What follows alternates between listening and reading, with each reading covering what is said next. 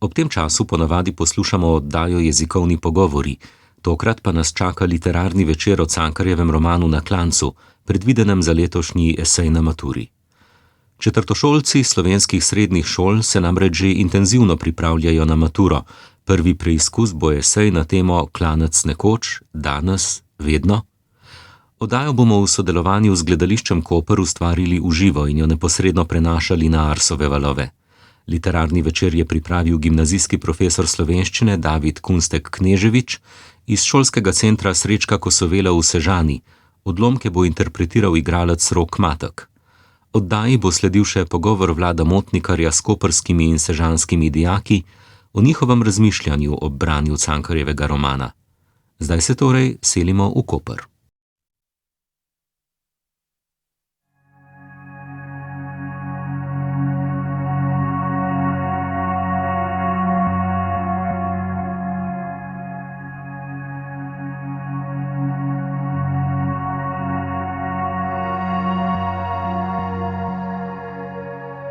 Cankarjev roman Na klancu je pripoved o materi in sinu, o klancu siromakov in o narodu hlapcev. Nastal je leta 1902, ko je pisatelj že nekaj let prebival na Dunaju, v delavskem predmestju Ottakring. Tam, daleč od Vrhnike, med skromnimi, pogosto lačnimi družinami, je razmišljal o lastnem otroštvu, o materi in o usodi slovenskega človeka na prelomu stoletja. Iz teh razmislekov je zrasel roman, ki ga je sam označil za spomenik svoji materi, in prav kot spomenik ga lahko beremo še dandanes.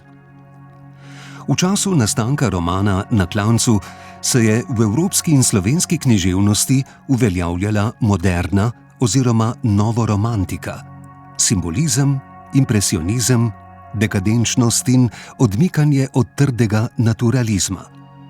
Cankar je to novo občutljivost sprejel, a je ni razumel kot čisto estetski pobeg iz sveta.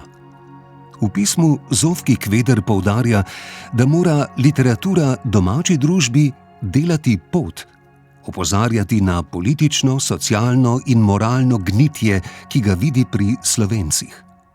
V njegovo prozo zato vedno znova vstopata socialna beda in narodova razklanost. Tudi roman Na klancu ima, čeprav je lirično in simbolno oblikovan, zelo konkreten, naturalističen tloris. Revščina, propad malih obrtnikov, izseljevanje, kmečki in delavski vsakdan.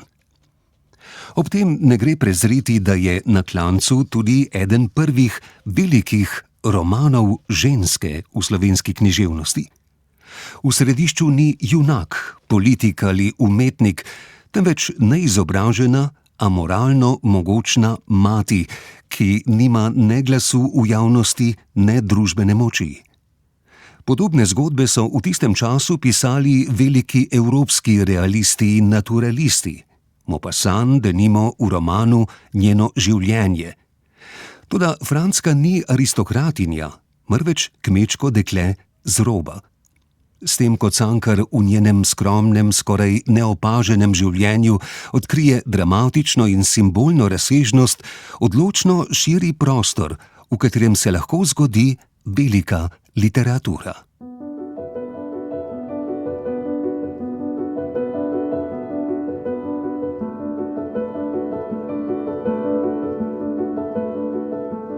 Roman je zgrajen v 8 poglavjih, ki delujejo skoraj kot niz samostojnih novel. V prvih poglavjih je v središču Franska, najprej kot otrok, potem kot dekle in mlada žena. Pozneje se pripoved razširi, postane tudi roman prostora in skupnosti, Klanca siromakov. Cankar ne pripoveduje v dolgem, enakomernem loku. Dogajanje secira v prizore, v izseke časa, v trenutke razsvetljenja in poraza. Takšen je prizor teka za vozom, ki določi Franskino doživljanje sveta in se v romanu vrača kot velik simbol njenega življenja. V začetku prvega poglavja, naslovljenega preprosto Za vozom, nastaneta motiva, po katerem roman pogosto prepoznamo. Tek, ki nikoli ne doseže cilja, in žida Naruta, ki se vedno znova izmika.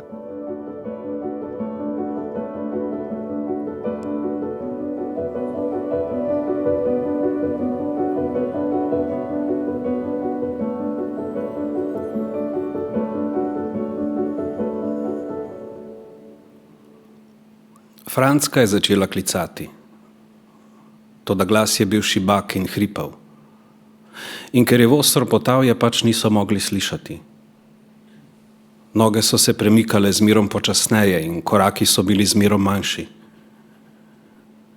Včasih se je celo zdelo, da se pomika nazaj, da ji uhaja pot izpod nog, kakor da bi hodila po vodi s tokom in bi valovi pod njenimi nogami hiteli pred njo v daljavo. Čakajte, čakajte. Kamenje jo je oviralo in tako je poskakovala z te strani ceste na drugo. Ali pot je bila povsod razrita in posuta z velikim ostrim kamenjem in voz je bil zmerom enako daleč. Kadar je zavil za drevje, jo je izpreletel mraz in obšlo jo je, da ga ne ogleda nikoli več in da izgine po hribu navzdol za zmerom. Domislila se je, da bi presekala ovinke in da bi tekla naravnost skozi gozd po bližnjicah. Skočila je preko jarka na travo. Ali komaj je tekla 10 korakov, jo je zgrabil strah, da bi izgrešila pot in da bi se izgubila. Vrnila se je na cesto in dolga robida jo je oprasnila po licu. Ko je skočila, je stopila na trakove desnega čižma in trakovi so se utrgali. Francka je postala, zajokala je na glas in je tekla dalje.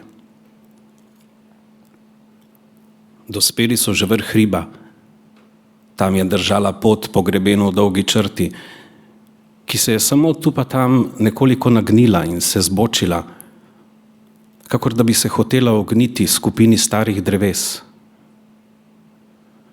Včasih se je zasvetilo skozi listje in se je videlo daleč po ravnini, ki se je lesketala v soncu. Najprej je prišel voz po klancu gor. Konja sta bila že malo trudno. Stopala sta trdo, da se je trl pesek pod kopiti in nagibala sta glavo skoraj do tal. Romarji so bili veseli in kričeči ženski glasovi so odmevali po gozdu. Za vozom je prišla Francka. Sopla je daleč zadaj. Z voza se je videla majhna in drobna, kakor da bi se pomikala po cesti smešno narejena, vsa zaprašena in posvalkana punca iz cunj. Tudi njen glas je bil tako tenak in slab, kakor da bi jo nekdo v svojo zabavo stiskal za prsi in bi cvilila. Tako je teklo za vozom. Teklo venomer in jokalo s tistim tankim cvilečim glasom. Obrnila se je na vozu debela in nerodna ženska, da bi se popravila na sedežu, in ko se je obrnila, je pogledala dol po cesti in je opazila Francko. Poglejte no, še zmerom teče za nami tisti otrok, drmaškina Francka. Dekle, kaj si znorela? Francka se je pognala naprej. Slišala je, da jo kličejo in da jim je hudo, ker so bili pozabili nanjo. Pognala se je naprej in je tekla hitro in lahko. Vsa utrujenost jo je minila in solze so se posušile, kakor da bi bil kdo obrisal po licih s hladnim robcem. Tudi drugi so se obrnili in so gledali. Voznik je gnal. Glej, pa res še zmerom teče, dekle neumno. Žirovec, ki je bil vesel človek, je zaklical. Slišiš, dekle, kaj pa hodiš? Stopi gor. Teče kakor pes za vozom. Stavim, če bi jo z bičem podil nazaj, da bi spet prišla za nami. Druga romarica, suha in gubasta ženska s košaro v naročju, se je usmilila in je zavpila: Tak ne bodi neumno, dekle, pa ne teci. Kako je neumno? Pogledala je jezno in je plunila z voza. Pogovori so utihnili. Vsi, romari in romarice, so gledali nazaj na tisto smešno in zaprašeno punco iz cunj, ki se je pomikala za vozom. Voznik je gnal. Francky se je bilo izprva zazdelo, da se voz ustavlja, da stopajo konji samo še korakoma in da bodo precej zavili malo v stran ter čakali nanjo. Skakala je lahko in veselo preko kamenja, preko blatnih luž, ki so bile ostale izza poslednjega dežja v senci košatih bukev. A kmalu je zapazila, da ni razdalja med njo in med vozom še nič manjša, in postala je, da bi videla natanko. Voz je hitel kakor prej in voznik je sedel sključen spredaj. V levici je držal vajeti, v desnici bič. Čakajte, čakajte. Zakaj ne čakajo? Ko so jo videli in so klicali, da naj stopi gor. Nerazumljiva groza jo je obšla in mraz je bilo v hrbet, kakor da bi ji pihal hladan veter za vrat in po telesu dol. Nečejo čakati. Jo je spreletelo hipoma. Zgrabilo jo je, kakor s trdimi rokami. Vidijo in nečejo čakati. Sede na vozu in gledajo, kako teče za njimi in vpije in ujoka, pa se smejejo. Prijetno sede. Roke uprte ob kolena, glavo malo sklonjeno in se smejejo. Na tihem. Kakor tisti žid v cerkvi, ki sedi ob strani in gleda, kako bičajo Jezusa. Skočila je čez mlako. Levi čižem se je sezul in je odletel stran. Spoteknila se je in padla. Vstala je hitro. Komaj, da se je bila doteknila tal in je tekla z eno obuto, drugo boso nogo. V boso nogo je bilo hladno in tekla je laže, zato si je sezula še drugi čižem. Toda kmalu je čutila ostri pesek in s prsti se je zadevala ob kamenje tako, da so krvaveli. Žalostna je bila, da bi sedla v travo in umrla. Nič več ni bilo nemirnega strahu in nemirnega upanja. Samo velika žalost. Ko bi se človek skril kam v temo in bi ne potožil nikomur. Nikoli jih ne doidem, si je mislila.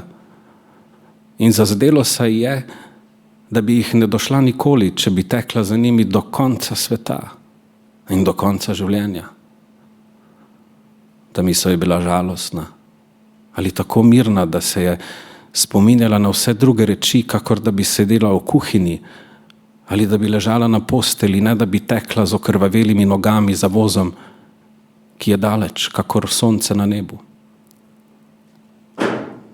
Tako se je spomnila na tisti večer in na svetlo židano ruto, ki je bila razgrnjena po mizi in ki je tako sladko zašumela, če se jo je človek doteknil z roko. Zdelo se je, da ne doide nikoli voza in nikoli židane rute in da bo zmerom vse tako pusto in žalostno. Če bi tekla do konca sveta in do konca življenja, bi ne dohitela voza, ne židane rute, ne maslenega kruha. Vse veselje pred njo in ona zadaj z okrvavelimi nogami. Bolelo jo je že telo in zibalo se je pred očmi. Mislila je, da bi kar postala in sedla ter se odpočila, ali ko je tako mislila, je tekla venomer in je tiščala k prsim čižme in kruh in molitvenik. Kovačev hlapec, plečati in rdeč fant se je obrnil k vozniku. No, pa malo počakaj. Naj se obesi gor otrok. Kako ti teče? Konja sta stopala polagoma. Voznik se je malo okrenil in je gledal nazaj. Zdaj teci, dolgo ne bomo čakali. Franska je tekla hitro, ali njeni koraki so bili že tako drobni, da ni hodila hitreje od konj, ki sta stopala široko in trdo. Teci, teci, so klicali z voza in v Franski sam je klicalo z glasom polnim strahu in bolečine. Teci, Franska, teci, teci. Noge so jo mahovale, ter se nerodno opletale. Zanašalo je na to in na ono stran ceste. No, viš, zdaj pa ne teče. Če si misliš. Franska je slanjala glavo globoko, kakor truden konj. Usta so bila odprta in sopla je na glas. Hripavo. Oči so gledale. Ali videli niso ničesar razen voza, ki se je zibal. Kakor da bi se tla majala pod njim. Hi! Planila je. Skočila. Zadela se je že voza. Vzdignila je roke ter se naslonila s komolci, da bi se pognala gor. Voz se je stresel. Švignil je izpred oči. Udarila je s čelom ob rob ter je padla na tla. Ležala je na kolenih in na obrazu, kakor da bi molila. Kruh je ležal na pesku. Molitvenik je držala v iztegnjeni roki. V tem odlomku je zbrano skoraj vse, kar Cankar v naslednjih poglavjih le še poglablja in razporeja. Sončen dan je, romarji so veseli, voz škriplje v klanec. Navzven je to prizor gibajočega, skoraj prazničnega življenja. V Franskini notranjosti pa je to prizor trpljenja in spoznanja. Deklica teče, sopiha, spotika se ob kamenje, režejo ostri pesek. Od utrujenosti komaj še vidi, a se ne more ustaviti. Žene jo mešanica strahu, da bo ostala sama, in otroškega upanja, da jo bodo vendarle vzeli k sebi, na voz, v družbo odraslih. Odrasli na vozu jo vidijo, a je ne sprejmejo. Najprej jo kličejo skoraj v šali, potem se posmehujejo njenemu naporu. Nekdo jo pomiluje, drugi pljune z voza. Cankar tu zelo natančno prikaže mehanizem izključevanja. Človek je dovolj blizu, da ga opazimo, a nikoli tako blizu, da bi ga sprejeli medse. To ni samo epizoda iz otroštva ene revne deklice. To je model sveta, v katerem bo Franska živela tudi kot odrasla.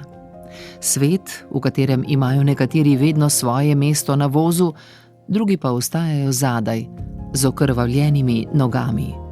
Motiv židane rute, ki se Franski poraja prav med tekom, deluje na dveh ravneh. Po eni strani je povsem konkreten. Spomin na večer, ko je mati prinesla darila, razkošno židano ruto za sestro in le skromni predpasnik zanjo. Ta neenakost se v deklici zapiše kot rana. Materina ljubezen ni pravična. Svet ni razdeljen po meri zaslug, ampak po skrivnih, pogosto krivičnih merilih. Po drugi strani pa židana ruta postane simbol vsega, kar je lepo, dragoceno, nedosegljivo. Prazničnih dni, potice, maslenega kruha, občutka, da si vreden in viden. Ko Franska naposled omaga, razume, da ne bo dosegla ne voza, ne rute. In v isti sapi sluti, da bo tako ostalo do konca sveta in do konca življenja.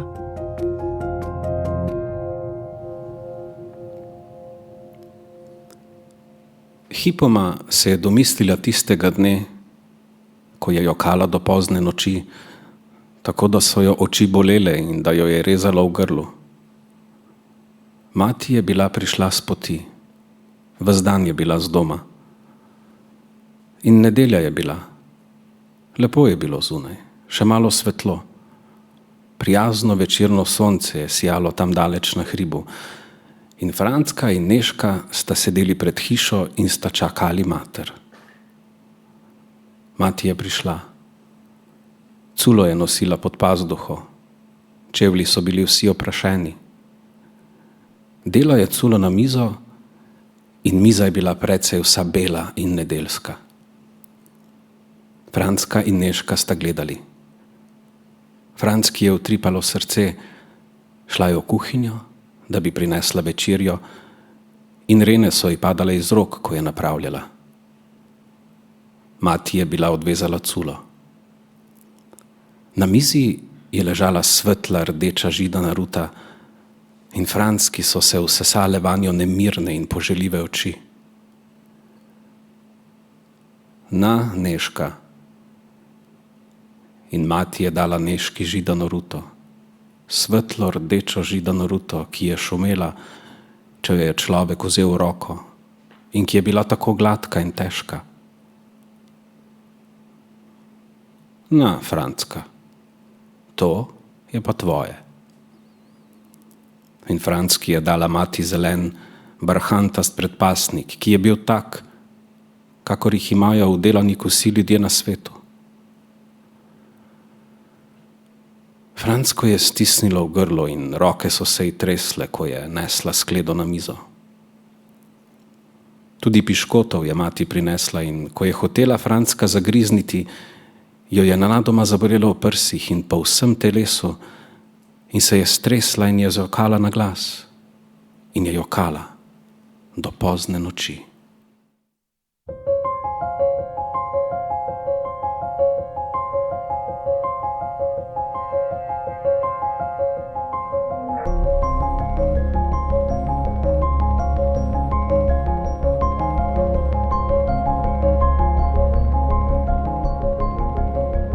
Tek za vozom se v romanu večkrat ponovi kot spomin in kot notranja slika.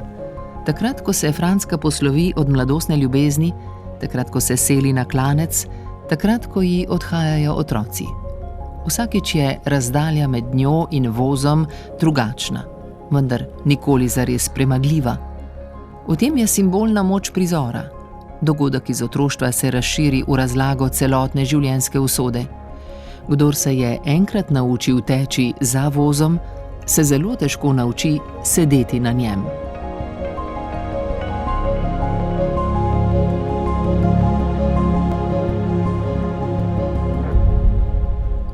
Na klancu je na prvi pogled roman ene osrednje osebe. Francka je glavna junakinja, skozi njene oči vidimo večino dogajanja. Toda Cankar počasi širi perspektivo. Od 3. in 4. poglavja naprej postaja to tudi roman prostora, roman klanca. V pripoved vstopijo drugi liki: krojač Mihov Tone, čevljar, pisar, ljudje iz trga in ljudje z roba, predstavniki različnih političnih in svetovno-nazorskih usmeritev. Z vsakim od njih Cankar raziskuje, kako se človek odziva na isto izhodiščno situacijo, na revščino, družbeno krivico in ponižanje. Temeljna idejna napetost romana se tu že nakazuje. Na eni strani fatalistična misel, da so vsi z dna obsojeni na propad, na drugi strani tiho, skoraj sramežljivo verovanje, da bi se svet vendarle lahko spremenil. Tudi zato roman ni le socialni dokument, ampak tudi duhovni, moralni razmislek. Kaj človek naredi s trpljenjem, ki ga doleti?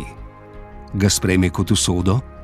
Ali ga skuša preobraziti v nekakšno etično velikost?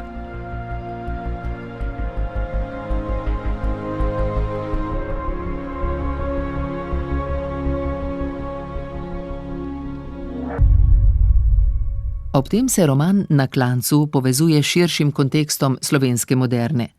Skupaj z Župančičevimi pesmimi in slikami slovenskih impresionistov tvori literarni glas časa, v katerem so se stari, realistično-pozitivistični odgovori izčrpali. Namesto jasnih programov dobimo lirično simbolno govorico. Namesto preprostih razrednih rešitev podrobne, boleče analize posameznikovih stisk.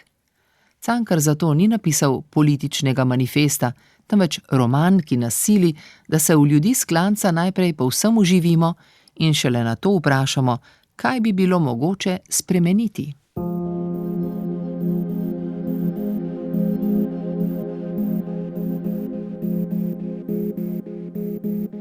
Ko spremljamo Fransko naprej po njenem življenju, vidimo, kako otroški tek za vozom počasi zamenjajo odrasli boji z lakoto, boleznijo in izseljevanjem. Mladostna srečanja s slikarjem, ko je postala Fani, in nato s krojačem Mihovim Tonetom, prinesejo kratke trenutke upanja, a materialna resničnost je neusmiljena. Franska se znajde na klancu siromakov. V prostoru, kjer je revščina normalno stanje, kjer se narod hlapcev uči ponižnosti in hkrati koprni po drugačnem življenju. V to okolje vstopi tudi njen sin Lojze, sprva kot otrok, pozneje kot študent.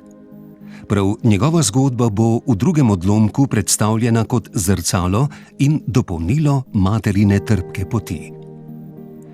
V naslednjih poglavjih se teža pripovedi počasi prestavi tudi na Lojzeta. V njem Cankar združi avtobiografske poteze mladega, nadarjenega študenta in širšo izkušnjo slovenske inteligence na prelomu stoletja.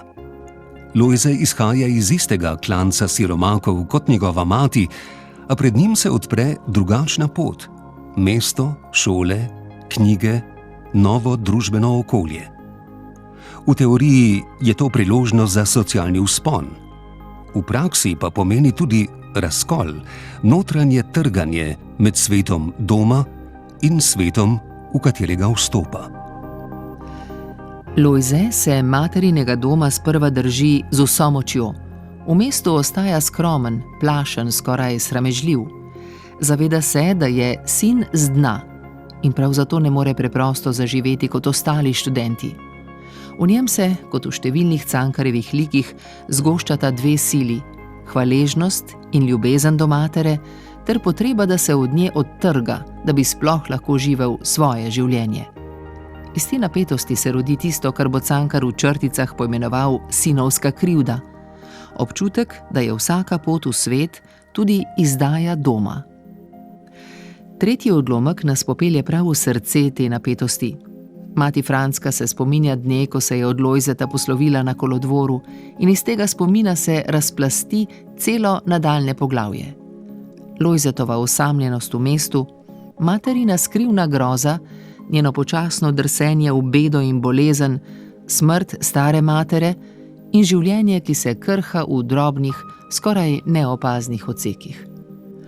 V izseku iz 6. poglavja, naslovljenega Študent Lojze, se preteklost in sedanjost, materin spomin in njeno zdajšnje življenje na klancu spnejo v pretresljivo celoto.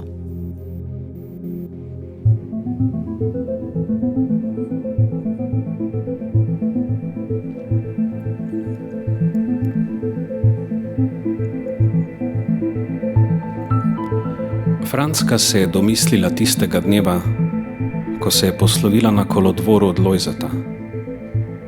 Vlak je hitel dalje, s čudovito brzino, kakor da bi strahoma bežal iz zakletega kraja. Travniki so švigali mimo, polje, holmi. Že je bila pokrajina pusta in samotna. Že se je zdelo Franski, da vidi tam oddaleč v večerni senci klanec siromakov, kjer hodi smrt in lakota od hiše do hiše in trka na duri. Pritiska na kljuko, stopa v izbe, kjer leže na tleh razcapani in suhi ljudje in pričakujejo konca s pogledi, ki so prestrašeni in željni obenem. Bežal je vlak. V neizmirni dalavi je bilo mesto in v mestu, v neznani hiši med neznanimi ljudmi, je bil otrok, sam in plah, brez človeka, ki bi ga ljubil. Morda jo je obšel takrat resnično tisti globoki strah. Morda ji je ležal samo na srcu, kakor nerazumljiva senca, in se je zdaj domislila nanj in ga je razumela. Natanko je zdaj slišala, kaj se je glasilo tisto noč iz daljave, kaj je ječalo iz teme, ko se je po noči prebudila in je strahoma poslušala. Zastokalo je iz teme. Poklicalo jo je s plašnim in prosečim glasom: Zakaj ste me spodili, mati? Zakaj ste me ostavili samega v neznani hiši med neznanimi ljudmi? In zakričalo je. Zakričalo je pritajeno, kakor pod odejo, z glasom polnim groze: Mati! Tako je bilo takrat in je bilo še zmerom. Ječalo in prosilo je še zmerom iz daljave. Franski so oslabele oči, od solza in od dela. Nosila je naočnike, tudi z naočniki je videla malo in ni mogla več veliko šivati. Pri luči jo je skelelo, kakor da bi žgali oči z vročim železom. Zaslužila je samo še 20 krajcarjev na dan, ker je šivala slabo in ji dajal krojač naposled nič dela več. Poleti se je oddinjala pri kmetu in je delala na polju. Pozimi je krpala siromakom s klanca. Ali to delo je bilo večji del zastonj? Včasih je krpala perilo ljudem iz trga, toda tudi to je bilo zmerom bolj redko. Ljudje so si menda pričeli krpati sami. Počasi se je vršilo vse to. Komaj se je zavedala sama, kako je šlo počasi navzdol v golo, surovo beraštvo. Ali poznalo se je na obrazu in na životu, ki je bil ves sključen, kakor da bi bilo 60 let. Z zagrinjalom je umirala mati. Umirala je leto dni. Ležala je tiho in nekoč je umrla, ko ni bilo nikogar v izbi in je bil zunaj blaten deževen dan. Franska je zagrnila okna s temnimi rutami. Prišle so sosede in so napravile oder. Nihče ni jokal. Pusto, tiho in žalostno je bilo v mrtvaški izbi. Pusto in žalostno, kakor zunaj. Za pogrebom je šlo par žensk z velikimi raztrganimi dežniki. Hitro so stopali pogrebci po klancu dol. Mudilo se jim je, da bi prišli iz dežja v cerkev. Zvonilo je z malim zvonom. Komaj se je slišalo, samo včasih je zastokalo. Nenavadno. Kakor da bi bilo plat zvona na malem ubitem zvoncu. Ko se je Franska vrnila od pogreba in je pospravljala materino postilo, je našla v nogavici goldinar. Zadnji je bil in mati ga je skrivala skrbno. Imela ga je pod vzglavjem in je časih tipala s tresočo roko, če se ni izgubil. Gorak je bil in ves odrgnjen, tako da se ni več poznala cesarjeva podoba. Trudna je bila in bolna. Sedela je za mizo mala Franska, ki je hodila v šolo že drugo leto. Je stala pred njo s kosom belega kruha v roki. Na okna so trkale deževne kaplje. Izba je bila prazna in tiha. Zdaj sva sami, Franska. In Franska je položila kruh na mizo in je zajokala. Sama ni vedela, zakaj.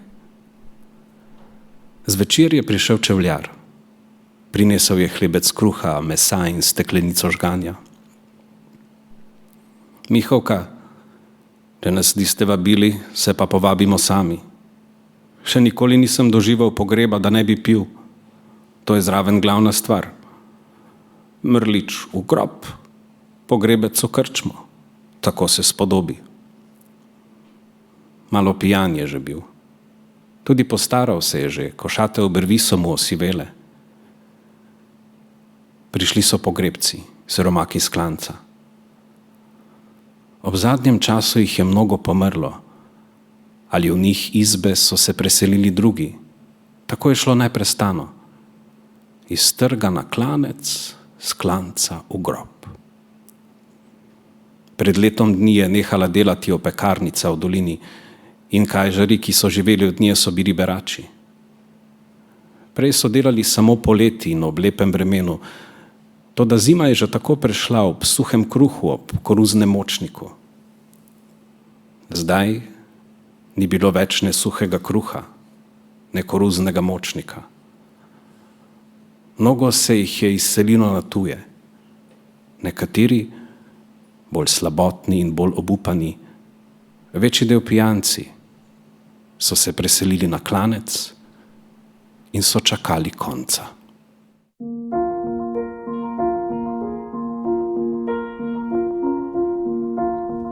V tem odlomku se preteklost vrača kot boleča, nenavadno jasen spomin.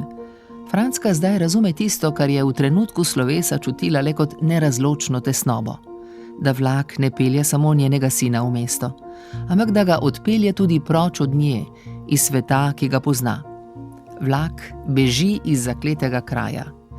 Klanec siromakov ostaja zadaj, a v tej bežeči pokrajini hodi smrt od hiše do hiše. Lojze se sicer rešuje iz revščine, a cena za to je osamljenost v neznani hiši med neznanimi ljudmi in stalno občutje, da je nekoga pustil samega. Klic mati, ki ga Frančka sliši iz teme, je zato dvojni. Je glas sina, ki prosi za bližino, in obenem njen lastni strah, da ga je spodila v svet, ki ga bo ranil. Sledijo prizori, v katerih Cankar skoraj brez zunanje dramatičnosti prikaže popoln socialni in telesni zlom ženske na klancu. Oči ji slabijo, roke ne zmorejo več finega šivanja, ostanejo le še priložnostna dela pri kmetih in krpanje siromakom in meščanom, pogosto skoraj zastonj. V tem tihem, neopaznem propadanju je ujeto bistvo naturalističnega pogleda na svet.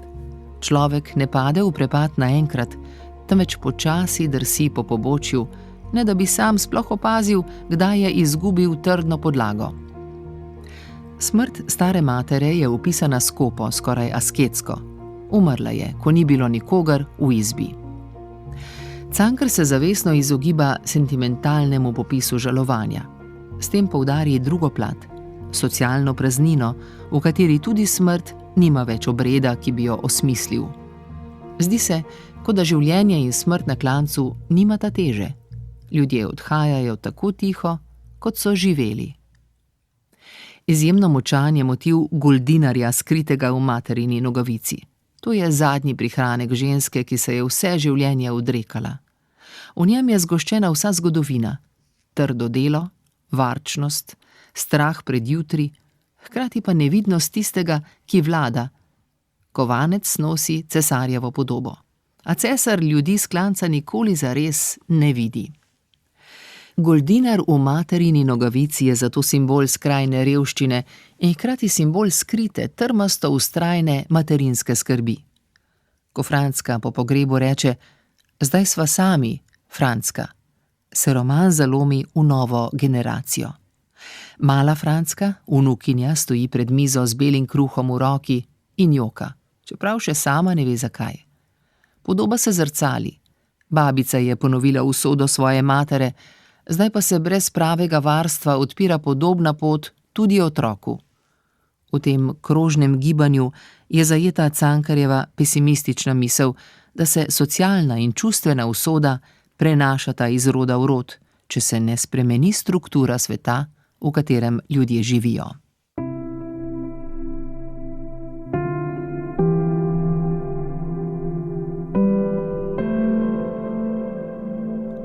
Kljub temu, roman ne ostane le pri fatalizmu. V zadnjem poglavju Cankar ob Frančkini smrti v ospredje postavi Lojzeta. Ta se z grozo zave, da so ljudje na klancu obsojeni na smrt in da je ves trud, ki bi jih hotel rešiti, brezuspešen in zato neumen. To je skrajno zaostrena misel, v kateri je zajeto veliko razočaranje nad slovensko družbo in nad lastnimi poskusi, da bi jo spremenil. A prav v tem poglavju se pojavi tudi nasprotni pol, mladi učitelj, Lojzetov vrstnik, v čigar oknu sveti mirna luč. Ta luč na učiteljevem oknu je eden ključnih simbolov romana. Ni velika, spektakularna razsvetlitev, ni revolucionarni ogenj, ki bi v hipu požgal staro strukturo sveta. Je medla, a trdna svetloba, ki ne ugasne niti v blatu in dežju. Pomeni tisto, kar Cankar v tem času še vedno verjame, da je mogoče svet spreminjati z razumom, znanjem, vzgojo in notranjo držo. Luč učitelja krivica ne razveljavi klanškega trpljenja, ga pa osvetli iz drugega kota in pokaže, da fatalizem ni edina možnost. Ob Lojzetovem brezupu in Čevljarjevem ciničnem skepticizmu predstavlja učitelj tihi, a vztrajni optimizem slovenske moderne. Na Klancu je zato roman protislovij. Po eni strani je pretresljiv, pogosto temačen prikaz socialne bede, mučeniškega materinstva in naroda, ki se mu zdi lastna sužnost vpisana v kri.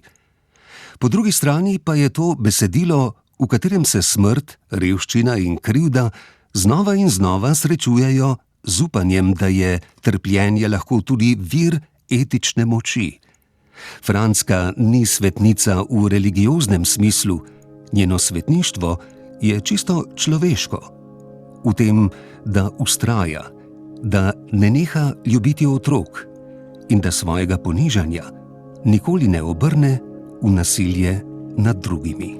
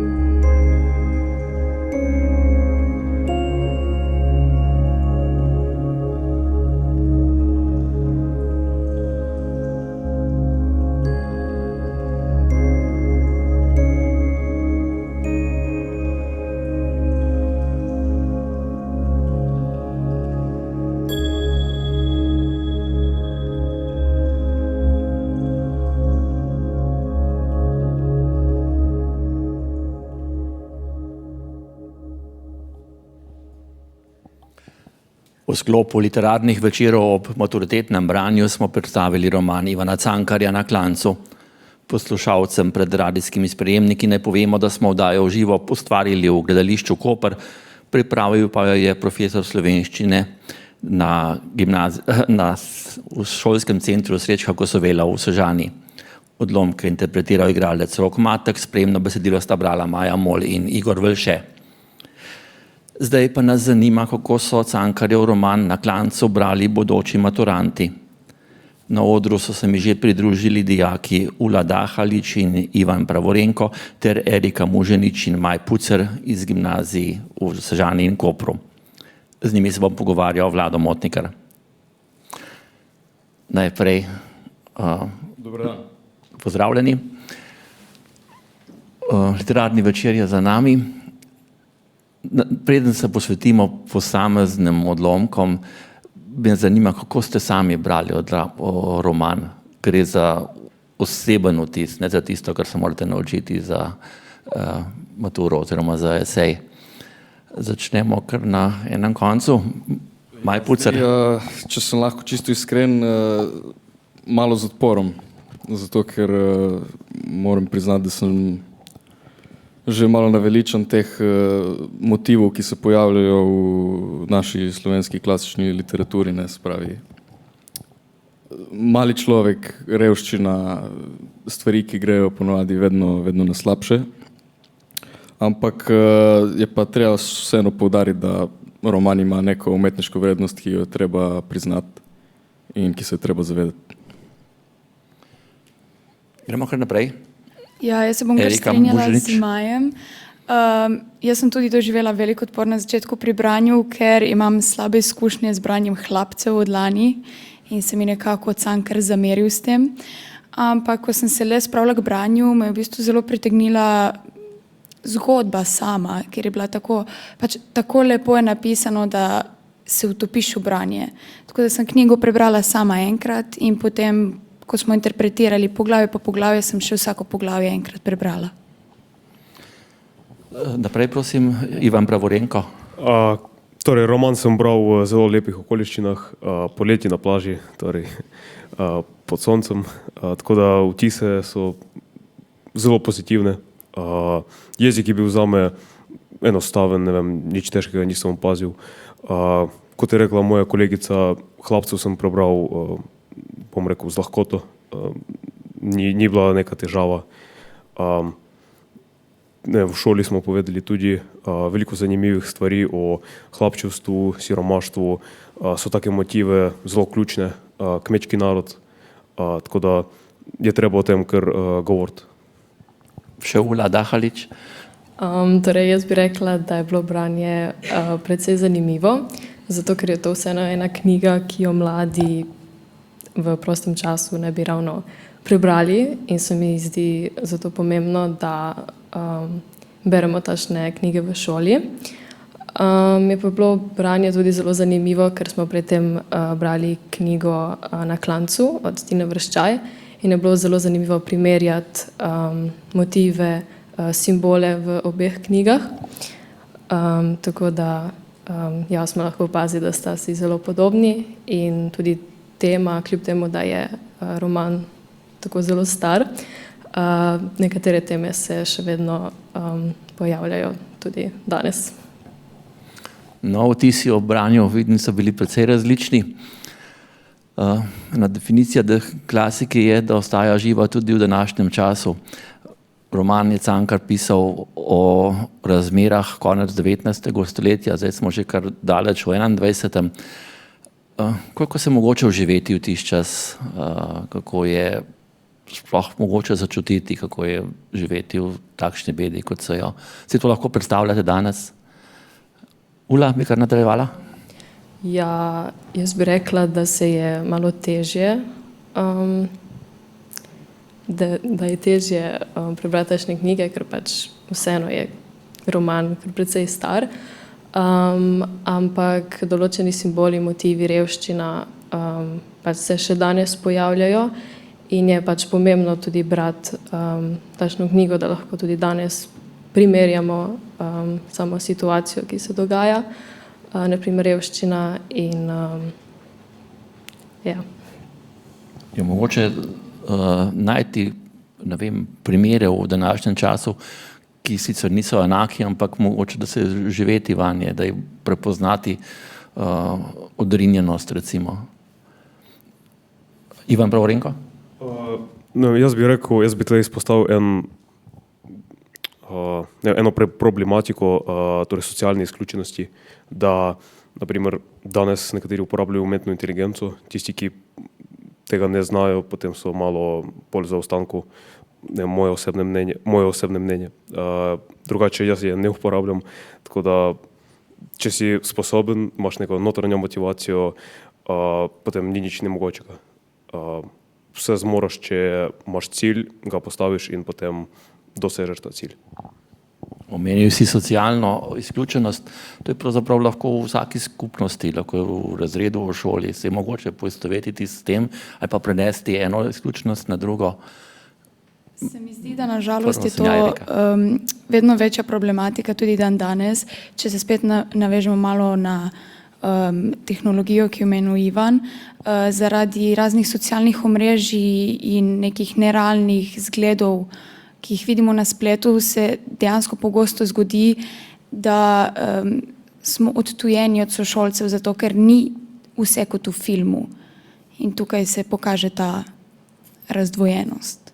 Kaj pa moč skupine proti posamezniku? Maj bi nadaljeval. Ja, mislim, mogoče jaz ne bi toliko o socialni izključenosti, ampak bolj o tej širini oziroma ravno obratno pri interpretaciji sveta in spoznanju v bistvu, kaj je prav, kaj je narobe, kaj je koristno zate in kaj ni koristno zate, ne.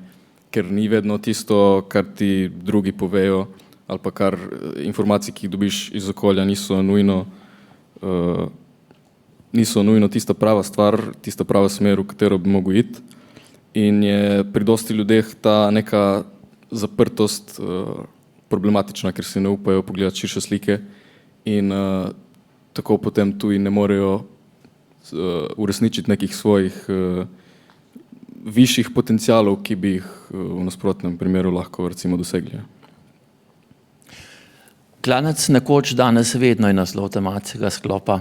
Kaj še pomislite o tem naslovu? Kam vas pelje?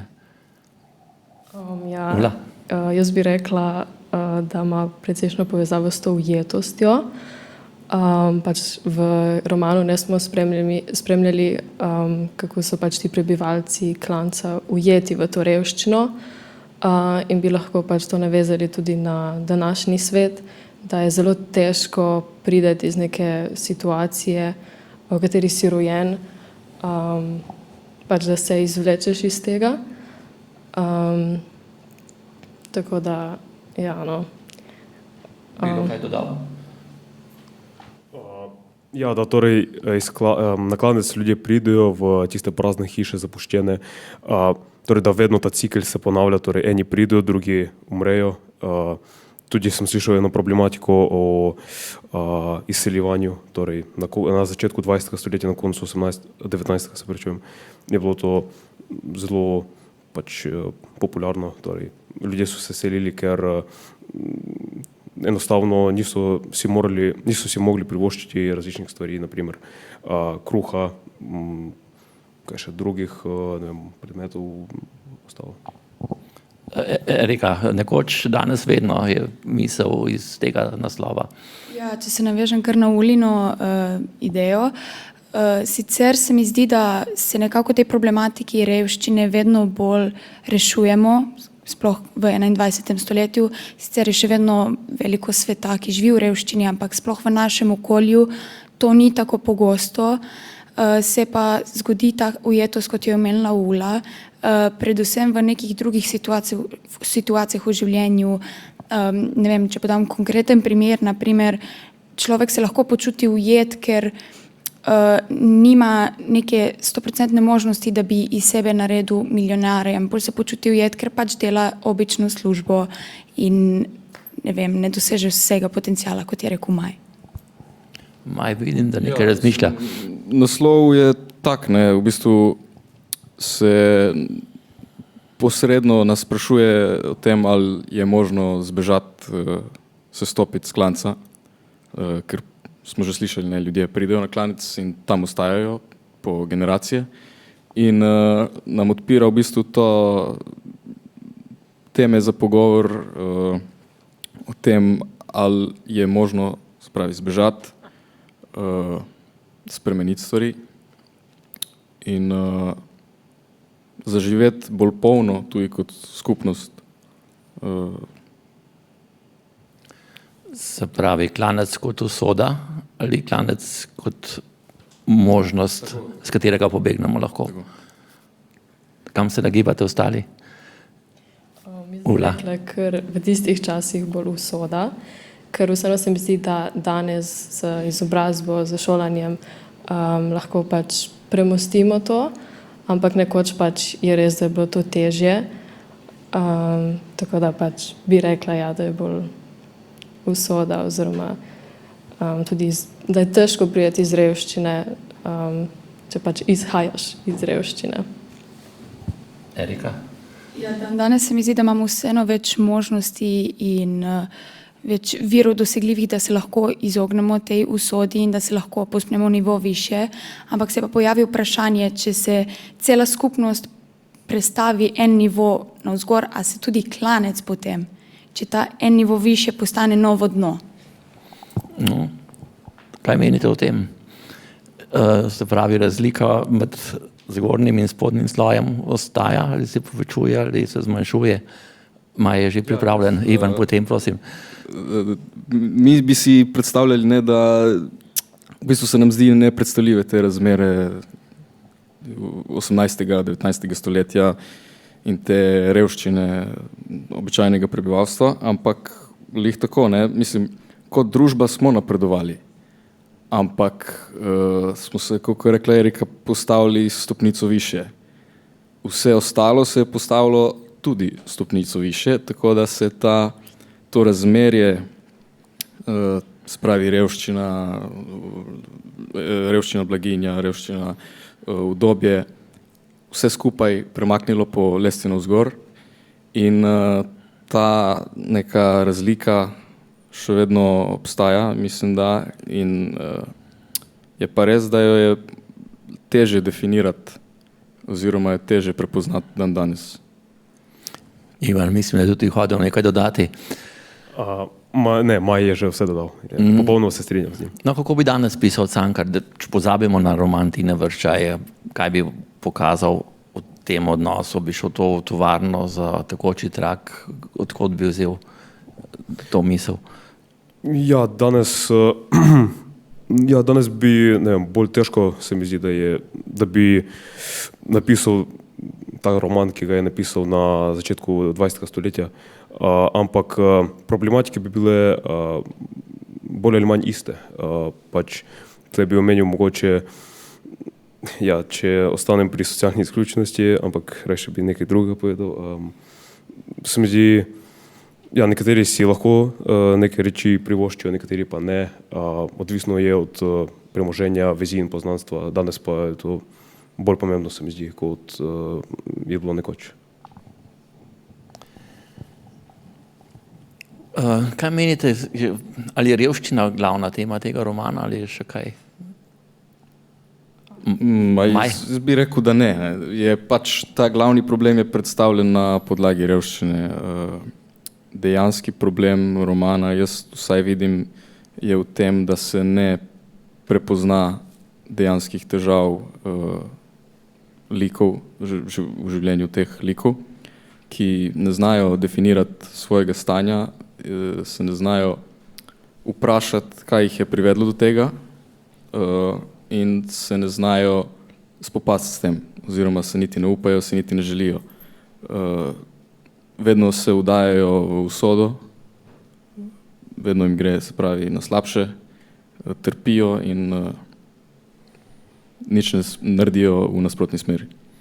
Ampak ustrajajo, ne? Trma je pa kar močna.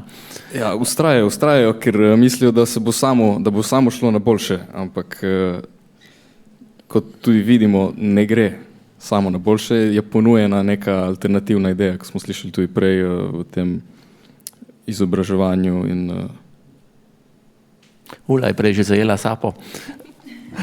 Ja, jaz se strinjam z Majem. Mogoče bi poudarila tudi to, da danes si velikokrat ljudje oziroma družba zatiska oči pred tem, ker pač vidimo tudi v romanu smo spremljali, da ljudje opazijo stisko, v kateri se je Franska znašla, jo ponižujejo, ampak vseeno noben ne stopi pač naprej, da bi pomagal. In se mi pač zdi, da je to velik problem tudi danes, da pač si zatiskamo oči, da vidimo, da nekdo trpi, ampak nič ne naredimo v tej smeri. Erika? Ja, ne vem, se mi zdi, da sta lepo povedala oba. Se mi pa zdi, da danes spet nastaja nov problem izkoriščanja te dobrote, ki jo najdeš v tistih redkih ljudeh, ki so pripravljeni pomagati. Naprimer, takrat je Franska imela zelo take odkrite namene, kaj bi naredila ona z denarjem, ki ga je prosjačila na trgu, pač Lojzetu za šolanje. Dan danes pa se zgodi tudi dosti prevar in tega, tako da v današnjem svetu se mi zdi nasploh težje definirati te meje med tem, kar je dobro, kaj je slabo, kaj je primerno in kaj pa ni, ne? In pač se malo težko postaviti v kožo tiste osebe v romanu. Če se vrnemo k dogodku prej, Rok Matek, igralec, nam je bral odlomke, ki jih pravzaprav že poznate. A ste jih zdaj drugače začutili kot prej, ko ste jih brali sami? Erika? Ne vem, mene je prav dosti bolj ganilo, res moram zelo pohvaliti, bravo. Res me je, prav začutila sem to bedo, res tako, ne vem, pogreznica se hotela v tla na trenutke, res zveni dosti bolj patetično na trenutke. Ivan, kako mnenje o tem? Torej, glede na to, da knjigo sem prebral že dvakrat, nič novega, dobesedno nisem izvedel, ampak je bilo res zelo prijetno, pač malo kot obnove, ker knjigo drugič sem bral po mojem jeseni, tako da je bilo kar dobro, malo osvežiti spomin. Ampak take občutke, kot jih je opisala Erika, sem občutil poleti, ko sem bral prvo branje. Se te kaj zasmilila, Franska, Ula? Ja, seveda da. Ampak se mi zdi, tudi to, da pač je dejstvo, da je imela težko življenje že od otroštva, že njen odnos z mamo, z sestro in pač kljub temu, da je strmela k tem, da bi si izboljšala položaj, tudi je želela za svoje otroke le najboljše in se je res trudila, ampak pač vseeno se mi zdi, da na koncu je bila ta ujetost premočna in ni uspelo. Kljub temu, da se je zelo potrudila, po mojem mnenju. Sprašujem zato, ker smo prej iskali, koliko se lahko uživimo v razmere izpred 120, še več, 130, 140 let. Očitno lahko, ne, ob dobro napisanem tekstu in primerno interpretiranem tukaj zgoraj. Kako Cankar opisuje odnose med osebami? Imamo Fransko, pozneje Lojzeta, še drugi pridejo. Maj, že dolgo ni bil pri besedi. Ja, odnosi so kompleksni in tudi nečisto definirani, ne, vedno je možnih več interpretacij. Zdaj, Franska do svojih otrok je itak bila, se pravi, bi naredila vse za njih.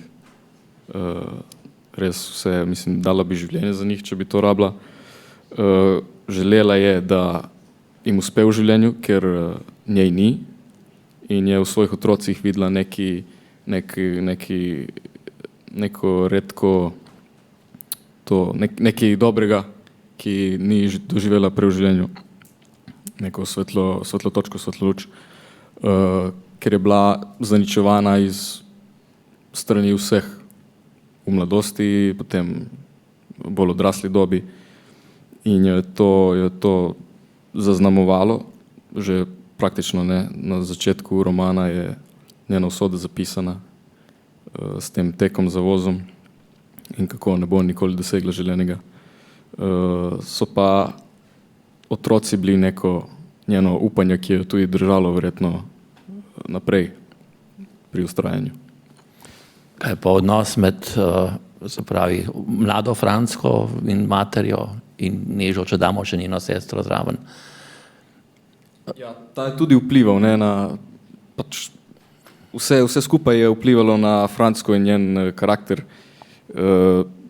Starš, mislim, brez očeta je odraščala, tako ona kot njena sestra in mati jo je krivila za to, da je, se pravi, oče, da je šel stran do Nežke, se pravi, sestre Franskine je bila prava mati, lahko rečem, ne. Je posvečala dovolj ljubezni, dovolj pozornosti. Fransko je pač imela tam, kjer jo je mogla imeti. Saj se to tudi potem ne skozi roman one dve razčistita neke te zamere iz preteklosti, ampak je pač žal prepozno. Danes bi rekli travme iz otroštva, ne? Kako je Franska obvladala to? V ljubezni do Lojzeta? Ne vem, te travme iz otroštva se mi zdi, da so ostale nepredelane, predvsem v tem kontekstu, da so jo nekako vedno držali nazaj. Je sicer bila zelo vztrajna ženska, sploh proti tem, ne vem, uporu proti revščini, če se tako izrazim, ampak se mi zdi, da je vedno zmanjkal tisti kanček poguma, da dejansko doseže neko večjo spremembo, nekaj, kar bo dejansko obrnilo njeno življenje na glavo. In se mi zdi, da to je bilo ta nesigurnost, ki je ostala iz otroštva. Se mi pa zdi bolj kot to, se mi pa zdi zelo zanimiv odnos v njeni ustvarjeni družini, torej s Tonetom in z otroci, ker oba je neizmerno ljubila, tako Tone kot 3 otroke, ampak naprimer ena ljubezen jo je pogubila, torej Tonetova, zapustil jo je, v večji revščini so bili zaradi njega in njegovega pitja, druga pa je ni dala nič materialnega, ampak zaradi njih je živela toliko, kot je. Tako da to se mi zdi zelo zanimivo, kako ljubezen, ki je enaka, ki jo daš, je lahko različna glede na to, komu jo daš in kaj ti oni vrnejo. Hvala, zanimiva misel. Bi še kdo od vaju dodal, Ivan? Jaz bi dodal še en motiv tako imenovane cankarjanske mati, ki žrtvuje sebe, da omogoči otrokom dobro življenje, neko izobrazbo, vsaj primarno. Naprimer, da bi izpostavil Lojzeta, da mu nameni več časa kot drugim, ker se tle pojavi ta cikličnost, ta fatalizem pri Tonetu, sinu starejšemu, in pri Franski, da tle se že imena spet pojavijo. Naprimer, Tone kot mož in Tone kot starejši sin in Franska kot mlajša hči in Franska kot njena mati. Drugo pa mati, ki sebe žrtvuje in naredi vse, da otroci živijo dobro, srečno. Kaj pa Lojze? Kaj je on podedoval? Ula? Torej Lojze je bil v bistvu edini otrok od Franske, ki je uspel študirati, je šel v Ljubljano, ampak pač kljub temu, da ga je mama podpirala in vse mu ni uspelo. Pa ne bi zdaj toliko krivila Lojzeta, ker se mi zdi, da tudi za njega ni bilo ravno enostavno oditi od doma in vseeno, kljub temu, da je imel to možnost, se mi zdi, da je pač težko pride tudi do nekega notranjega razkola med tem, pač da imaš to, kako bi rekla, to možnost, da pač izboljša svoj položaj v življenju, ampak vseeno gledaš tudi nazaj na svojo družino, na svojo mamo. Mogoče tudi to, da kljub temu, da se je šola mu ni uspelo, pač pokaže na to ujetost na klanec, v klancu. Je pa verjetno podedoval njeno hrpenenje, njene sanje, sprejel, prenesel naprej. Koliko mu je uspelo, bomo pa še videli, ampak bil je on edini, ki je bil potem z njo ob smrti. To najbrž tudi nekaj pove. Maj? Ja, ampak sploh je to, da njemu je bila rešitev neka ponujena, pa je tako kot spravi Franska v mladosti, ki se ni upala spopasti z različnimi izzivi, je pustila, da jo teptajo. Tudi Lojze ni upal spopasti s tem študijem in življenjem v Ljubljani, ki bi ga dejansko pripeljalo verjetno do boljšega stanja, kar je tudi razvidno preko spravi krivca, in ki je bil njegov prijatelj, je študiral z njim, je doštudiral, Lojze se pa vrnil na klanec. Je imel možnost, bi se lahko boril naprej, Erika Kima? Se mi zdi, da ja, pač, če bi malo bolj ustrajal, naprimer, če je Franca zelo ustrajala skozi življenje, je pa on prehitro obupal, po mojem mnenju. Prvič, ko so stvari ratale res težke, pa razumem, zakaj so postale težke, ker ni bilo financ, ni bilo, ne vem, mogoče edini razlog, da mu ni uspelo, pa da ni hotel ustrajati, je, da mu ne bi bilo do tega, torej da ne bi užival v tem poklicu, ampak nisem dobila takega občutka. In hkrati, če smo že omenili hrepenenje, on je imel dosti tega hrepenenja, je zelo hrepenel po boljšem življenju, sanjar v tem, kako bo prišel do mame s kočijo in konji, ampak ni pa bil pripravljen narediti nekaj, da bi to dosegel, kot smo že večkrat omenili. Ja, ni zmogel.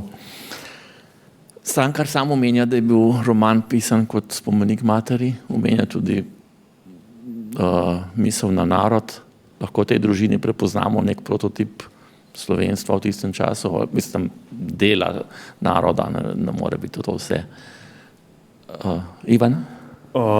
Torej, ja, kot ste že rekli, da Cankar je napisal ta roman torej, v imenu, torej v spomin na svojo mater. Torej, ta mala Franska, torej Franska, ki torej, ni ta mlajša hči, ampak Franska kot glavna junakinja, je kot njegova mati. Sam Cankar pa je prikazan kot Lojze, ki je skušal študirati, ampak mu tudi ni uspelo. Drugače pa, kot danes doživljamo iste, bom rekel temu, dogodki, kot beg Toneta Mihova iz družine, ker enostavno ni mogel se sprijazniti s tem, da ima 3 otrok, da ni denarja, Franska vedno berači, hodi naokrog. Taka depresija in zato je pobegnil in to opažamo še dan danes. Bomo počasi zaključili. Začeli smo z osebnim branjem, pa še končajmo tako. Kateri prizori so se vam najbolj tisnili v spomin? Ula je že izbrala. Ja. Jaz bi rekla, ker tisti začetek, sam tek za vozom, ki ga spremljamo pri Franski, ker se mi zdi res zelo odločilen dogodek, ki je spremljal kasneje tudi Fransko v življenju, ker vidimo, da se ta dogodek večkrat sanja o njem, tudi pred tem, ko umre, se ji predvaja ta prizor ponižanja, neusmiljenja in se mi pač res zdi zelo žalostno, da je pač ženska toliko se trudila za otroke, zase mi pač na koncu ni uspelo. Ivan, prosim. Isto vprašanje za vse. Torej, prizor zame, ja ne vem, najbolj zanimiv prizor zame je bil, se mi zdi 6. ali 5., ko pač predstavlja neko novo upanje, da Lojze gre študirati v Ljubljano in da mogoče mu bo izšlo v redu, ampak kot nam kaže okoliščine, se ni počutil kot doma, tudi imel težave, ker je bil preveč navezan na svojo mati, torej ni bil sprejet v tisto družbo drugih dijakov in študentov, tako da ja, ta bom rekel temu, prizor je tak najbolj, je pustil tak vtis name. Erika? Meni je največji vtis pustil to drugo poglavje, ko ima Franska razmerje z umetnikom. Malo zaradi zgodbe same, ker je taka pač, se mi zdi, da kar nenavadna za tak roman, oziroma malo bolj, ni tako bedasto kot vse ostalo, bi lahko rekli, ampak tudi zato, ker ima neke te fantastične motive, pa brez obraza in tako naprej, kar je v bistvu, kar jaz bolj berem v prostem času, zato se mi tudi tako najbolj vtisnilo. Šamaj? Jaz bi pa poudaril recimo ta čisto zadnji prizor, spravi smrti Franske, ki je čustveno in pomensko tudi zelo kompleksen, ni čisto tragičen, ker vidimo tisto luč na oknu, hkrati pa ni tudi zelo optimističen, ker da se tista luč, da lahko tista luč razsvetli cel klanec, bi bilo treba še kaj narediti oziroma se malo potruditi. Brli pa že, ne? Hvala vam za pogovor. O vprašanjih, ki jih odpira Cankarjev roman Na klancu, so razmišljali dijaki sežanske in koprske gimnazije Ula Dahalič in Ivan Pravorenko, Erika Muženič in Maj Pucer. Hvala vam za pogovor, srečno na maturi. Hvala. In besedo vračamo v ljubljanski studio.